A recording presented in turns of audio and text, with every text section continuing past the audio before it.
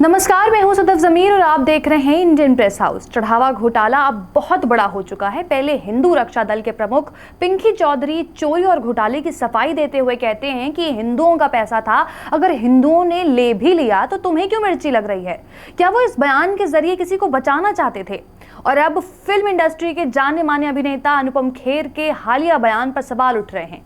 क्या वो भी अपने बयान के जरिए किसी को बचाने का इशारा कर रहे हैं? बस इसी मुद्दे पर आज हम बात करेंगे। हमारे साथ दो सीनियर पत्रकार नवलकांत सिन्हा जी और नितिन श्रीवास्तव जी और सोशल एक्टिविस्ट सुनील वर्मा जी मौजूद हैं। तो चलिए शुरू करते हैं आज की खास बातचीत। सबसे पहले आप सभी का हमारे प्रोग्राम में बहुत बहुत स्वागत है सर। रोज नए नए आरोप गड़बड़ियां सामने आ रही हैं। इसी बीच फिल्म इंडस्ट्री के जाने माने एक्टर अनुपम खेर जी, जो कि अच्छे खासे पढ़े लिखे हैं, उनका कहना है कि घर में चोरी हो भी जाती है तो घर पे लालछन नहीं लगाते। अब जरा इस बात को समझने की कोशिश करते हैं तो अनुपम खेर जी, घर और मंदिर में बहुत बड़ा फर्क है। घर किसी एक परिवार का होता है, लेकिन मंदिर किसी एक व्यक्ति का नहीं होता। मंदिर करोड़ों लोगों की आस्था का केंद्र है। वहां चढ़ाया गया एक एक रुपया श्रद्धालुओं और श्रद्धा का प्रतीक होता है। मंदिर सार्वजनिक होता है, सबका होता है। मंदिर पब्लिक का है, मंदिर आस्था का है, मंदिर करोड़ों हजारों श्रद्धालुओं का है। नितिन सर, क्या आप अनुपम खेर की बात से सहमत है? क्योंकि अब जब कलाकार कोई बात कहता है तो जनता उसे सच समझती है, उस पर काफी प्रभाव भी पड़ता है।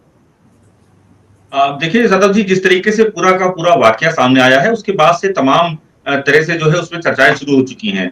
समाज में भी आप देखिए कि दो तरह की धारणाएं हो गई हैं। एक लोग इसको सच मान रहे हैं, तो कुछ लोग जो है इस पे इसकी जो सच्चाई जो पोल खुली है उस पर ही सवाल खड़े कर रहे हैं। अनुपम खेर जो वहां पहुंचे हैं, उनके पहुंचने का मंतव्य समझना होगा पहले हमको आपको।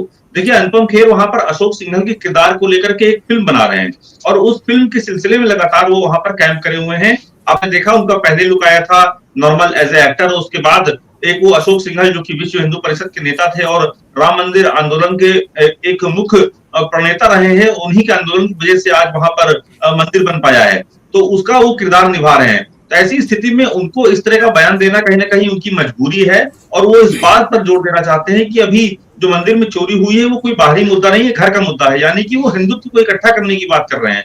इस बात पर वो नहीं पूछ रहे हैं कि आखिरकार चोरी हुई कैसे, दोषियों के खिलाफ क्या कार्रवाई होगी, कौन कौन लोग इसमें बच गए हैं, कौन कौन सी बड़ी मछलियां इसमें शामिल रही हैं और कितने करोड़ों का ये पूरी का तरीके से चोरी है, इस बात पर जोर नहीं दे रहे हैं। तो आप समझिए कि एक तरीके से अनुपम खेर के द्वारा एक पर्दा डालने की कोशिश है। और मुझे लगता है कि जैसे जैसे मामला आगे बढ़ेगा, एसआईटी जब पूरी जांच और आगे करेगी, जैसे जैसे पुलिसिया जांच में बात सामने आएगी, जैसे जैसे प्रॉपर्टी खुलती जाएगी कि आखिरकार वहां के सदस्यों ने किस किस तरीके से चोरी की, कहां कहां किस किस मद में पैसा लगाया, उस तरीके के बाद जो हल्ला है वो और मचना शुरू होगा। सदफ जी सर, क्या अनुपम खेर अपनी फिल्म का प्रमोशन करने के लिए इस तरह के विवादित बयान दे रहे हैं और कुछ लोगों को बचाने के लिए इस तरह के बयान दे रहे हैं, नवल सर? देखिए, आपको पूरी कहानी जो बड़ी तफसील से नितिन जी ने बताई है, मैं उसी कहानी को जो आपने अगला सवाल किया उसकी तरफ ले जाना चाहता हूँ। जाहिर सी बात है कि वो अनुपम खेर अपनी जो है दुकान, मैं सीधे सीधे कहूँगा, क्योंकि वो उनको अपना फिल्म का प्रमोशन कर रहे हैं, तो वो दुकान चलाने के लिए वहाँ आए हुए हैं। और इतना ही नहीं है कि केवल फिल्म का प्रमोशन है, उनकी पत्नी बीजेपी की एक्टिव सांसद है।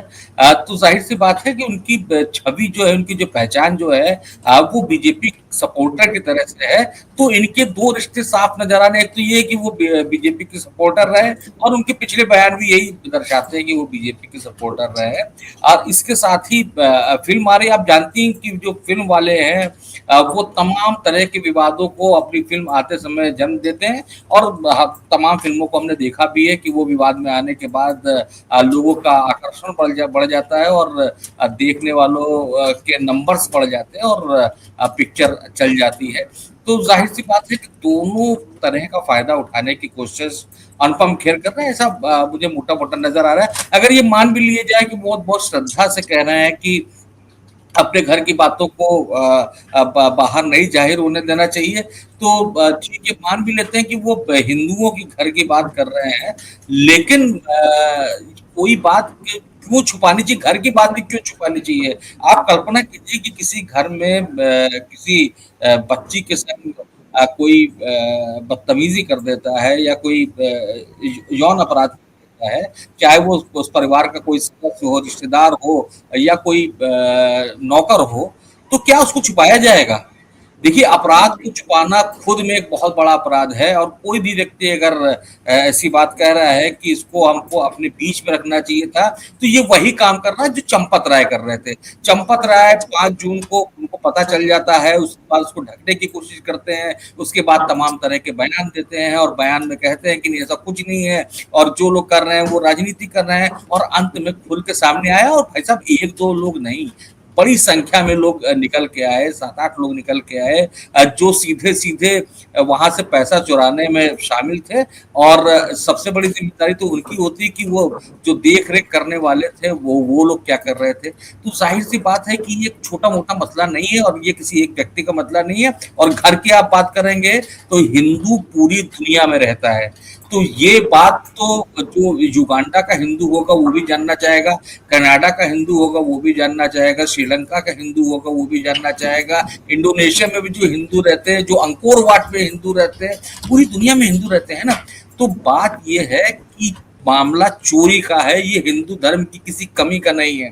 हिंदू धर्म में कोई कमी नहीं आ गई, ये चोर जो घुस गए हैं, इन चोरों को निकालने की बात है। तो चोरों में कोई चोर है तो उसको निकाला जाना चाहिए। जी सर, मैं आपकी बात से सहमत हूँ कि अगर अनुपम खेर की कोई बात का, अगर इस बात का डीपली लॉजिक निकाला जाए तो फिर तो देश भी हमारा घर है और उसमें मर्डर, क्राइम, अपराध जो भी होते हैं फिर उनको भी लालच नहीं, मतलब अपराध है उसको भी नहीं उठाना चाहिए उनके हिसाब से। क्या वो किसी इंसान को या किसी को, बड़ी हस्ती को छुपा रहे हैं? खैर, अगर मंदिर में चोरी होती है तो फिर इसकी सीधी-सीधी जिम्मेदारी किसकी होगी? उनका कहना है कि मंदिर हमारा घर है, तो सर उस घर का मालिक कौन है? सुनील सर, किसकी जवाबदेही बनती है? कौन मालिक है उस घर का? क्योंकि हम जो चढ़ावा चढ़ाते हैं वो हम ईश्वर को देते हैं, राम जी को देते हैं। राम जी के काम आएगा, ना कि किसी व्यक्तिगत के गाड़ी खरीदने के काम आएगा, प्लाट खरीदने के लिए। हम वो भावना ही नहीं रहती है, क्योंकि हम वहाँ जो भी देते हैं कोई प्रेशर नहीं देते हैं, एक श्रद्धा के रूप में देते हैं। लेकिन जो सबसे बड़ी बात यह है कि एक चोरी जब हुई तो उसको छिपाया गया, उससे आम जनता में लगा कि कुछ तो गड़बड़ हो रहा है। क्योंकि अगर चोरी हो गई है, आप शामिल नहीं हो, बड़े लोग नहीं शामिल हैं, तो छोटे को आप क्लियर कट आप बताओ ना कि हाँ की चोरी हुई है। 2 दिन तक लिपापोती करना, छोटे मीडिया कर्मियों के द्वारा जो है इतना बड़ा मामला उठाया गया है। और साथ ही साथ एक नया चीजें ट्रेंड शुरू हो गया है जो जनता में दिखाई दे रहा है कि एक सामाजिक विभेद हो रहा है।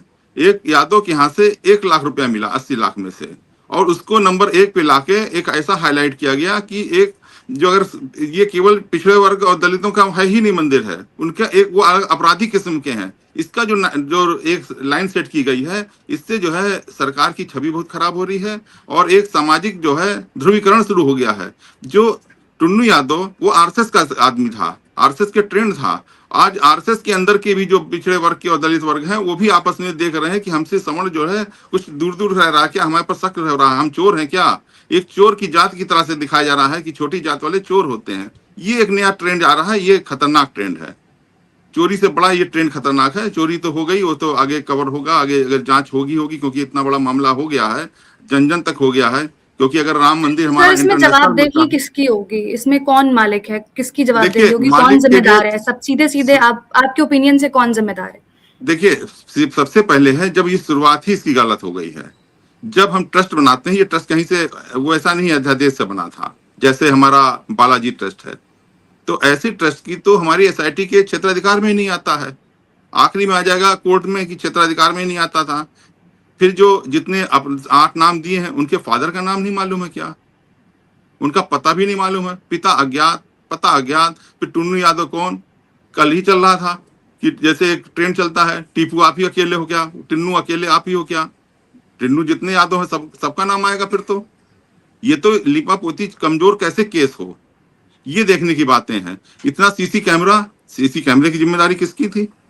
जब वो हाई सिक्योरिटी जोन है, येलो जोन के अंदर नहीं जा सकता है। जिसने गए होंगे वहां पे वीआईपी पास ऐसे नहीं मिल रहा। अगर ऐसी सिक्योरिटी इसकी नहीं है तो वो सिक्योरिटी कैसे हो सकती है?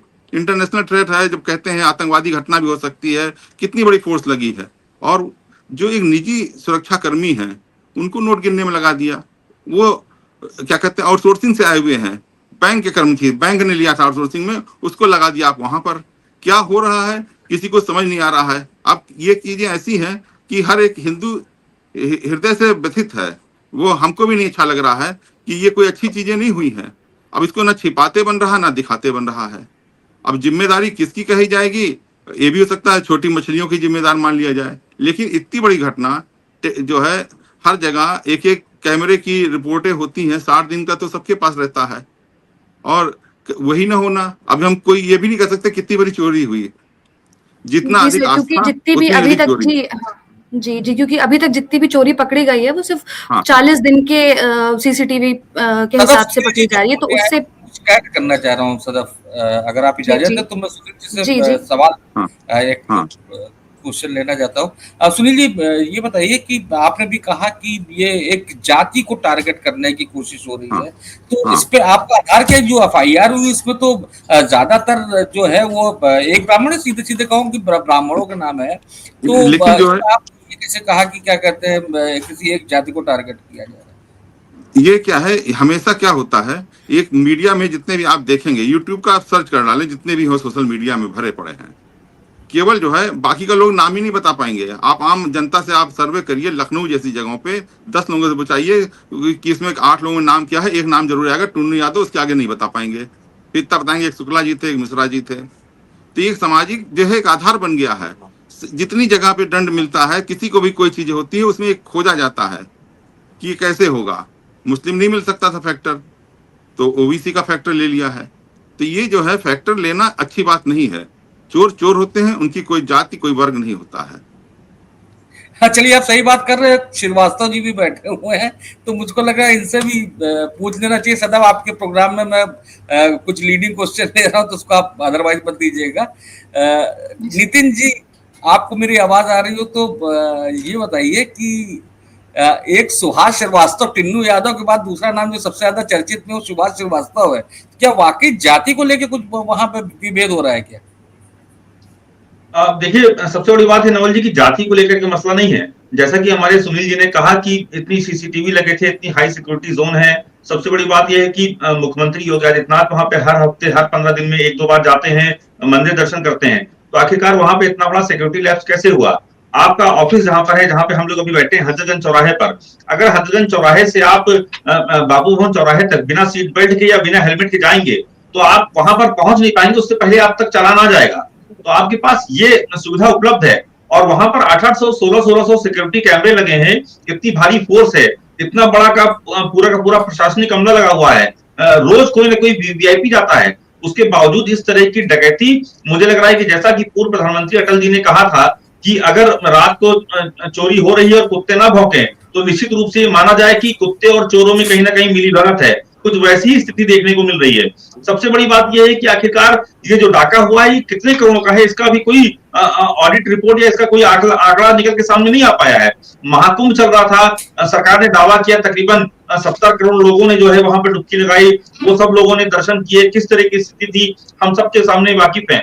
लेकिन आखिरकार कितने करोड़ की चोरी हुई, कितने करोड़ की लूट हुई है, क्या क्या लूटा गया है, ये सब अभी तक सामने निकल पाया। आप सोचिए, इतने बड़े समुद्र से मात्र एक लोटा पानी, यानी कि सिर्फ 80 लाख की बरामदगी, और 8 छोटे लोगों को बलि का बकरा बनाया गया, ये अपने आप में सबसे बड़ी चिंता का विषय है। तो मुझे नहीं लगता कि श्रीवास्तव, यादव, मिश्रा का मसला है। मसला यहाँ पर हिंदू आस्था का है, हिंदुत्व के प्रतीक का है। और सबसे बड़ी बात यह है कि जो मोस्ट अवेटेड मंदिर था, जिसको लेकर के सब प्रतीक्षा कर रहे थे, उन सब लोगों ने जो अपनी भावनाएं व्यक्त की, जिसमें प्रधानमंत्री नरेंद्र मोदी भी थे, उन्होंने बतौर प्रधानमंत्री के तौर पर जो उनको तनख्वाह मिल रही, भत्ते मिल रहे हैं, उनमें से भी कुछ पैसे दान किए थे।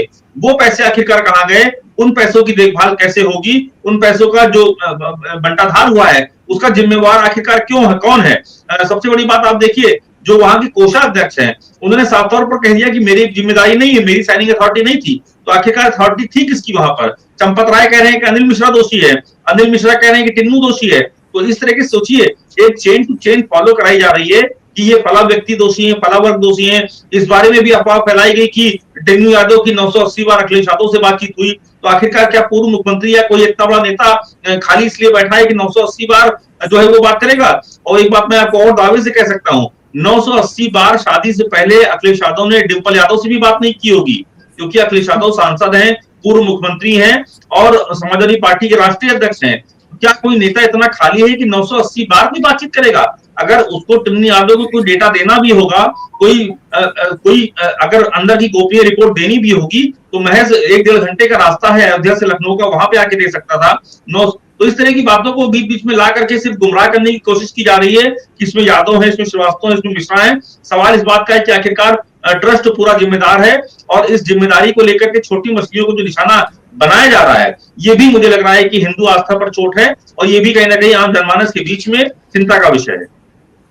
सदब, नितिन बहुत अच्छी बात कर रहे हैं। मुझको भी ये बात महत्वपूर्ण लगी कि भाई किसी एक ने मान लीजिए किसी अपनी एक प्रेमिका को 2-3 लाख रुपए का गिफ्ट दे दिया, तो उसको आपने जोड़ दिया। किसी ने एक जमीन खरीद ली, उसको जोड़ दिया। लेकिन ये तो जो उनके पास बरामद हुआ उसके बारे में बता रहे हैं। चोर ने क्या क्या और चोरी की है, उसमें इसके अलावा कौन कौन शामिल था जिसकी वजह से इनको मौका मिला, ये तो सबसे बड़ी तफ्तीश का विषय है। और उस तरह से अब तक जो प्राइमरी रिपोर्ट आई है, जितनी खबरें हम लोग तक आती हैं, उसमें कहीं नहीं लग रहा है कि इसके अलावा भी कुछ सोचा जा रहा है। अब इसमें चंपत जो है चंपत राय, वो तो एक मुख्य अभियुक्त की तरह उभर रहे हैं, लेकिन उनको एक तरह से अभी तक क्लीन चिट ही है। तो जाहिर सी बात है कि जिनकी जिम्मेदारी थी कि कोई भी घटना होती है तो या कोई भी व्यक्ति करता है, जैसे कल भी आप लोग से चर्चा हो रही थी, तो मैंने कहा था कि एक किसी थाना इलाके में अगर 4-5 सिपाही अलग अलग जगह से वसूली करते हैं, पकड़े जाते हैं या जानकारी में आता है, तो क्या केवल उन 4-5 सिपाहियों को निलंबित करके काम खत्म हो जाएगा, या एसओ को भी जिम्मेदारी होगी? तो यहाँ पे तो प्रकरण यही है। ये तो सबसे निचले 10-15 हजार रुपए पाने वाले मामूली से लोग थे, जिनके पास से इतना पैसा बरामद हुआ। तो मेरा तो ये 100% मानना है कि इसके पीछे बहुत सारे लोग थे, और चंपत राय ने तो ये स्टैब्लिश किया है कि वो इस घटना को छिपाना चाह रहे थे। अगर कहीं चोरी हो रही थी, कोई आपराधिक मामला हो रहा था और आपको पता चला, तो आप कैसे वहां से रिकवर करके ला सकते हैं, और ये कैसे तय होगा कि आप सही ढंग से रिकवर करके ला रहे हैं, या जो पुलिस की या एजेंसीज की कार्रवाई होती है उसके लिहाज से करके ला रहे हैं? ये कानूनन जुर्म है, और वो जुर्म चंपत राय का बाहर से ये तो स्टेब्लिश हो गया कि चोरी को छुपाना चाहते थे। तो जाहिर सी बात है कि सबसे बड़ा सवाल यही है कि ये जो चेन थी, ये केवल चंपत राय तक की थी, अनिल मिश्रा तक की थी, या इसके ऊपर भी कोई है? क्योंकि चंपत राय ने तो यही इशारा किया है, उन्होंने जो ट्वीट किया, उन्होंने ये भी कहा कि और लोग भी, और भी मित्र शब्द इस्तेमाल किया, धैर्य धर्म पुत्र अरुणारी जो है उन्होंने कहा। तो इसमें तो ये सीधे सीधे स्टेब्लिश हो रहा है कि ये और लोग की ओर भी इशारा कर रहे हैं। पहली बात तो अगर जांच चल रही तो उनको किसी तरह का ट्वीट नहीं करना चाहिए था कि मैं बाद में खुलासे करूंगा। खुलासे तो आपको पहले करने हैं ना, जब जांच चल रही है। आप खुलासे नहीं कर रहे हो और फिर करो कि अब ये जब कंप्लीट हो जाएगा तब खुलासे करेंगे। तो जाहिर सी बात है कि इनसे तो बुला के एजेंसीज को भी पूछताछ करनी चाहिए, भैया आप खुलासे कीजिए, कौन कौन से खुलासे करने वाले हैं। तो ये एक छोटा मोटा मामला मुझको नजर नहीं आ रहा, और ये हमारे देश के करोड़ों हिंदुओं की आस्था का मामला है। एक गरीब भी जाता है जिसके पास खाने का नहीं, जिसमें मंदिर के दर्शन के बाद निकल के पूरी खाने का पैसा नहीं है, वो भंडारे में जाके खा रहा है, वो भी अपने हाथ से 10 रुपये 50 रुपये 100 रुपये चढ़ा के आता है। तो ये एक बहुत गंभीर मामला है। ये केवल पैसे का मामला नहीं है, ये किसी लूट का मामला नहीं है, किसी चोरी का मामला नहीं है। ये नवल सर, मेरा तो ये मानना है कि अगर इतने बड़े मंदिर में फाइनेंशियल ऑडिट्स मैंडेटरी क्यों नहीं रखवाए चंपत राय ने? क्योंकि आज ही जैसे देखा गया है कि चोरी के आरोपियों, जितने भी आरोपी थे, उसके 10 लाख के जेवर उनसे बरामद किए गए, उनके रिश्तेदारों के 30 बैंक अकाउंट को फ्रीज किया गया, चोरी की रकम से उन लोगों ने पे ब्याज खाया और शेयर मार्केट में लगाया। तो फाइनेंशियल ऑडिट्स भी तो मैंडेटरी रखना चाहिए था उनको। नहीं, फाइनेंशियल ऑडिट तो होता ही है, जाहिर सी बात है। कोई भी संस्था चल रही है, छोटी हो बड़ी हो, अगर लग रहा है कि मतलब नहीं था, इतना हाँ, अरे तब जी। वही मैं बात कंप्लीट करने दीजिए। तो फाइनेंशियल ऑडिट तो होता ही है, लेकिन वो मंदिर का होता है। यहाँ तो दूसरा प्रकरण है ना, चोरी करके कोई बाहर ले जा रहा है, वो किस अकाउंट में जमा कर रहा है, वो तो अकाउंट उसमें शामिल ही नहीं होगा। तो जाहिर सी बात है कि ये जब पहले दिन से दिख रहा था, जब मंदिर बनना शुरू हुआ, तब वह उनके ठेकों पे सवाल उठे, जिनको दिए जा रहे थे उस पर सवाल उठे। उसके बाद वहां पे जो जमीन की खरीद फरोख्त हुई, उसमें भ्रष्टाचार के सीधे सीधे मामले लग रहे थे कि एक जमीन मान लीजिए 3 लाख की खरीदी गई और वही 2-4 दिन बाद जो है 35 लाख की बिक रही है। तो ये तो एक घोटाला साफ साफ नजर आ रहा था, उस पर ध्यान नहीं दिया गया और किसी ने भी शक भी नहीं किया कि ये इस तरह का मामला होगा, क्योंकि सब मान रहे थे कि भगवान का आस्था का मामला है, इसमें कौन बेईमानी कर रहा होगा। उसके बाद भी लगातार आते रहे। अब आपने देखा होगा कि वो जो चंदे की रसीदें दिखने लगी, वीआईपी दर्शन पैसा लेके कराया जा रहा है, ये तो सार्वजनिक हो चुका था। तो एक दो चीज थोड़ी है, खाली चोरी नहीं है, तरह तरह की चोरियां हो रही हैं। और उसका जिम्मेदार कौन है? उसका जिम्मेदार चंपत राय, अनिल मिश्रा, यही लोग थे। और इन लोग को अगर बचाया जाएगा तो ये मैसेज बड़ा खराब जाएगा, खासतौर से बीजेपी सरकार के खिलाफ। और मुझको तो लगता है कि राष्ट्रीय स्वयं सेवक संघ जैसी संस्था, जैसी गंभीर जनता, जिसके हजारों कार्यकर्ताओं ने इतना त्याग किया, इतना अपना बहुमूल्य समय दिया, अपने परिवार को छोड़ के सब कुछ आए यहाँ पे, उस संस्था के लोग, जो छवि के लोग थे, जिन पर भ्रष्टाचार के आरोप नहीं लगा करते थे, अगर वहां पे चंपत राय के खिलाफ आरोप लग रहे हैं तो आगे बढ़ के राष्ट्रीय स्वयं सेवक संघ इस पे कार्रवाई क्यों नहीं करता? ये तो उनकी भी छवि का मामला है सर।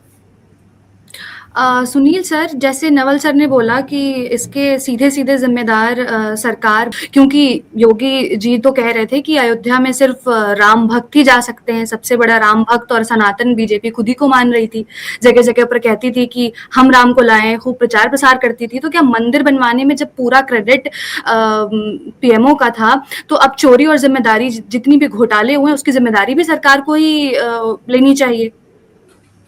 देखिए, आपकी बात सही है, क्योंकि लेकिन यहाँ हम क्लियर करेंगे, एक जनता, आम जनता में राज्य सरकार के प्रति यह है कि उसको अलग थलग कर दिया गया है। सारा काम पीएमओ से हो रहा है और आरएसएस के लोग ही कर रहे हैं। जी सर, नितिन सर, आप क्या समझते हैं कि जिम्मेदारी सरकार की थी कि सरकार को लेनी चाहिए जिम्मेदारी, जवाबदेही सरकार की होनी चाहिए इस पर? बिल्कुल, देखिए, सरकार की जिम्मेदारी होनी चाहिए, क्योंकि सरकार के 2 नुमाइंदे भी वहां पर हैं। जो एक प्रमुख सचिव अभी मौजूदा सूचना और गृह हैं, वो अभी केंद्र सरकार की तरफ से वहां पे ट्रस्ट के सदस्य हैं, पदेन सदस्य हैं।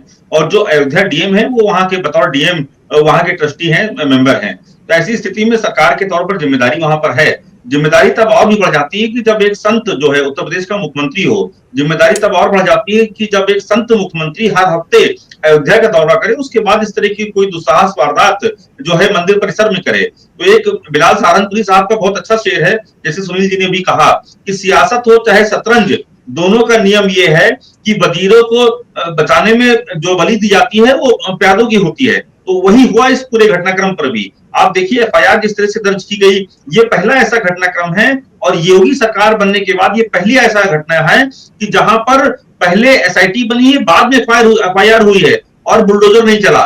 और कोई घटना उठा करके देखिए तो पहले बुलडोजर पहुंच जाता था, उसी के दरमियान एक साथ पैदल एफआईआर होती थी, और एक कोई आरोपी अन्य हो तो उसका हाफ एनकाउंटर हो गया या घर गिरा दिया गया या पूरा उसको जेल भेज दिया गया। ये पहला ऐसा वाकया है जिसमें एसआईटी का गठन पहले हुआ है और बिना एफआईआर के एसआईटी ने पूछताछ की है।